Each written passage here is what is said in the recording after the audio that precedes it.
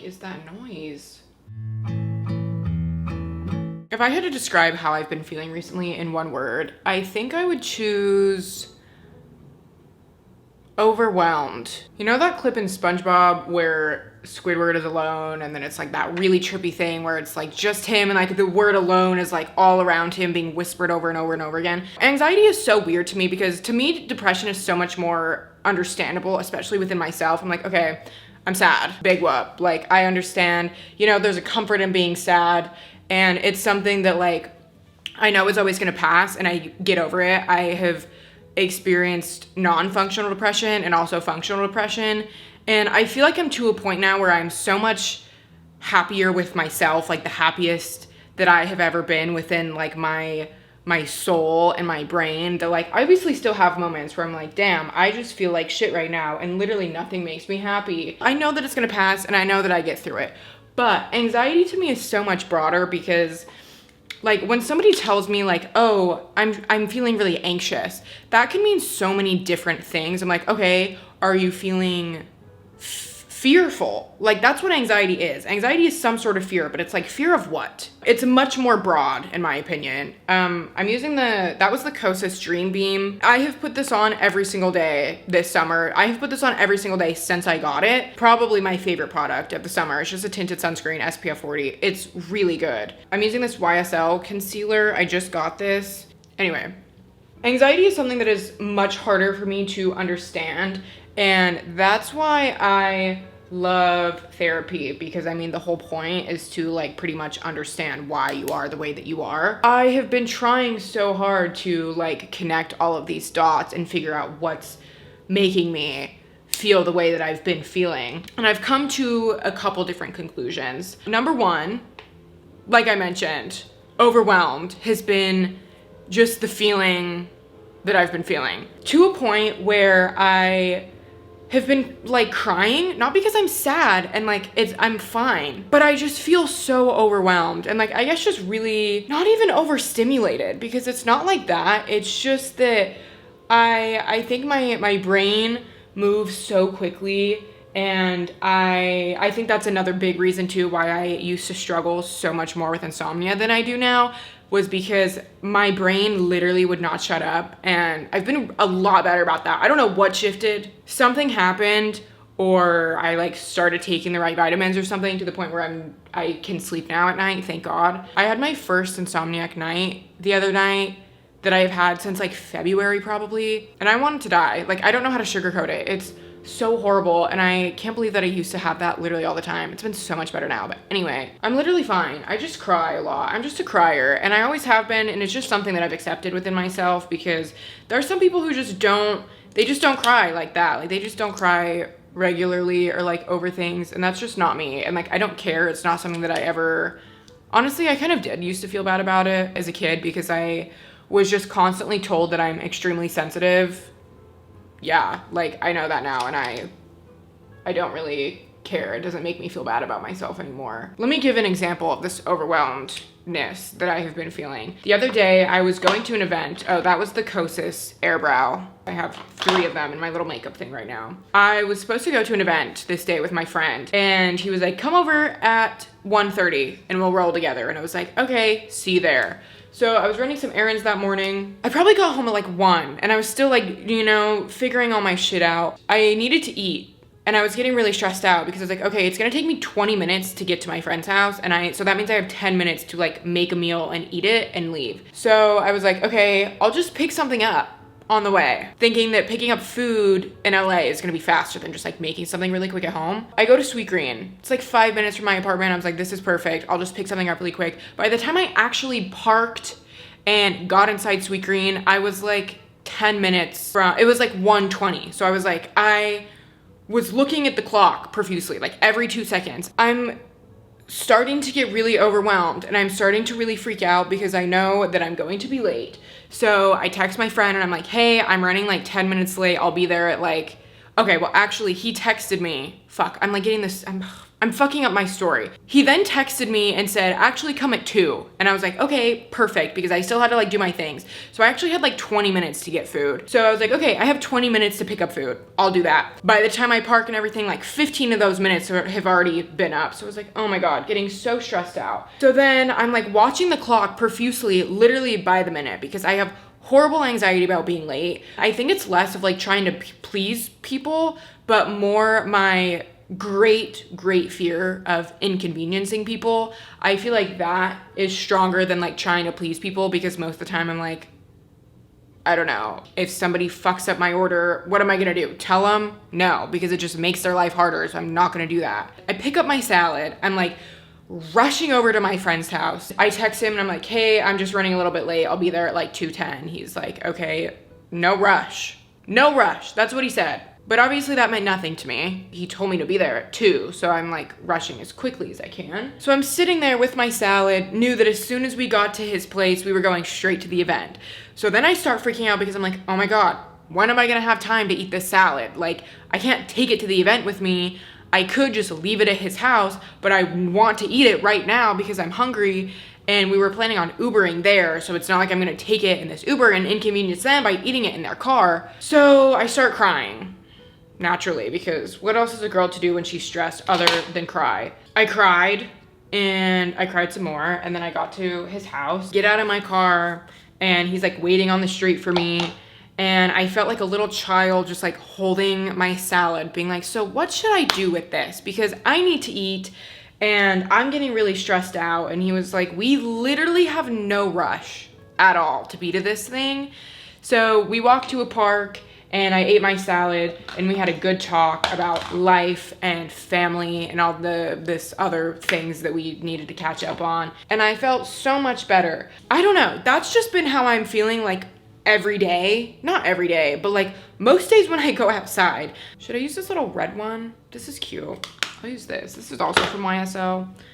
This is Lip and Cheek Balmy Tint in the color Flush.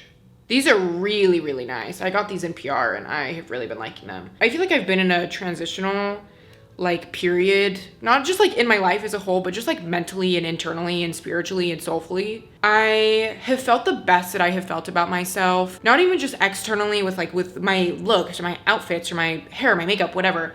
Literally nothing like that. Just within myself and my heart and my soul and my being. It's been a really good feeling, and I know I'm not depressed right now, because I have been liking doing things, and I have had such a great lust for life recently, and it feels so good to say that and just so good to experience it too.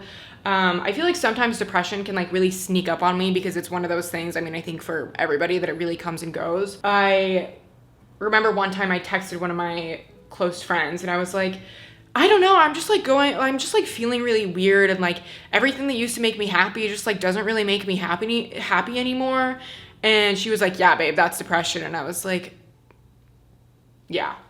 I have just been so inspired recently. I don't know why this is like such a random catalyst for this, but I saw this ad for a Marc Jacobs masterclass, and I was like, that looks really interesting to me, because I've always really loved fashion, but it's always something that I've had such bad imposter syndrome about, that I don't feel educated enough about, or that my outfits aren't good enough or whatever. I was watching this Marc Jacobs masterclass, and literally within the first like 2 minutes, the first thing he said is like, so I think it's really important to like learn how to sew and crochet and knit. And I immediately shut my laptop and was like, okay, before I continue with this, I'm gonna learn how to do that, because all of this other information, it's not going to be irrelevant to me right now, but it's going to be more beneficial to me once I actually have these skills. So I have been very inspired to learn how to sew better. I know how to sew a little bit. I made an apron the other day. That was my first project that I've done literally